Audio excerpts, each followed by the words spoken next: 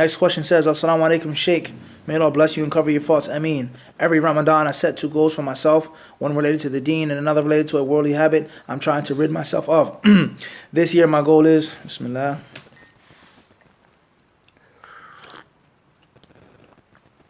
One of the benefits of tea.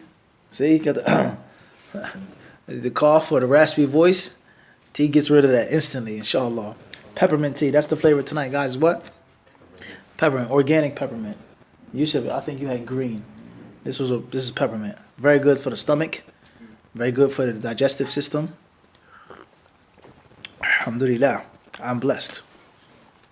It says here, I'm trying to rid myself of. This year, my goal is to rid myself of the habit of drinking coffee daily.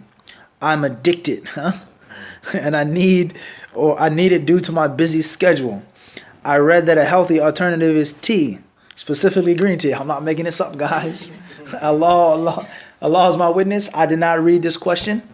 Abu Sharif is not loaded. I did not know that was going to come. I just swore by Allah. Wallahi al-Azim. I didn't know that was there. We just said what? Green tea. That's deep. Tayyib. Allahu Akbar. He said what, Nafis? You live the what? Live the durus. Perhaps. It says here, it says, I read that a healthy alternative is tea, specifically green tea. However, I don't like the taste of it at all. What can I do to rid myself of this? Do you know of any healthy and tasty alternatives? Wa alaikum assalam wa rahmatullahi wa barakatuh. The best of all things, or the best of all affairs is to be balanced and to be moderate. All right? I don't think I should be necessarily answering this question as well, because I have my own personal addictions. No, not just bias. No. See, guys, addiction. Okay? You may be addicted to tea. An addiction to anything, over consumption of anything is not what? Good. Period. Allah told the children of Adam in chapter number 7, وَكُلُوا, Allah says what? Eat and drink. كُلُوا وَاشْرَبُوا وَلَا تُسْرِفُوا. Eat, drink, do not go overboard. Do not go beyond the boundaries. إِنَّهُ لَا يُحِبُّ الْمُسْرِفِينَ. Allah does not love the people who are overboard. Musrifin. I want to say, and some of the ulama, they say that Allah Azza wa Jal wrapped up and summarized all medicine in this one ayah. The entire affair of medicine in one verse in the Quran. Eat, drink, don't do too much. Don't go overboard. Don't be a spendthrift. Don't be extravagant. Because Allah loves not those who are what? Everybody understand this? So if you take coffee in moderation, that's one thing. The moment you become addicted, you become hooked, you start drinking it, swallowing it down like water, more than water, that's a problem. And maybe the same applies to tea. Now, is tea such a threat to one's health like coffee? Is it as detrimental, so on and so forth, the caffeine? We don't want to get into that right now. There are arguments for and against it. There's tea which has caffeine in it. And there's tea which doesn't have caffeine in it. There are teas which have high levels of caffeine, but naturally, whether it's white tea, green tea, whatever the case may be. Antioxidants. So there's benefits of coffee as well. Some people say that coffee beans are a major means of enhancement of one's intelligence. They mention certain foods which increase intelligence. From them is coffee beans. Everybody understand this? So coffee has its benefits what? As well. All right?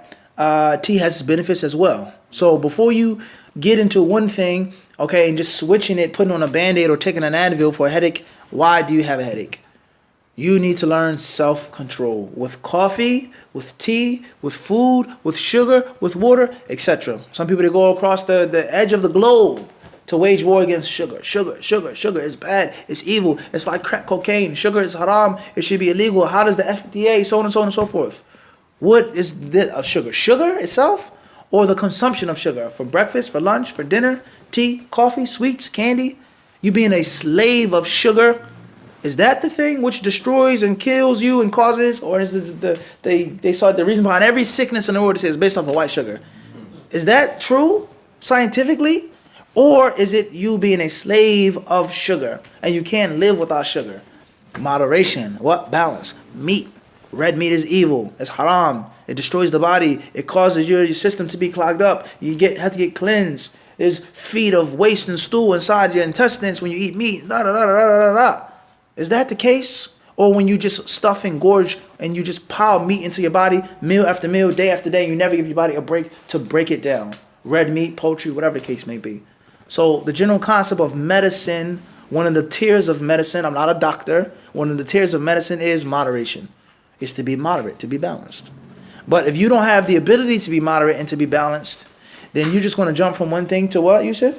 To the next. And that's just popping the Motrin for the migraine. My head is killing me. Let me take a pill. It's temporary, but it does not rid you and resolve you of the actual reason why your head is aching you.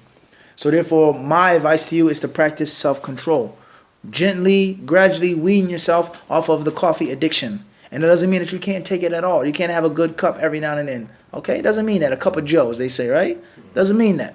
All right? However, if you know that you have no self-control and it will conquer you and take you over, then get a good alternative, whether it's hot cocoa, whether it's tea, all right, or other types of warm beverages.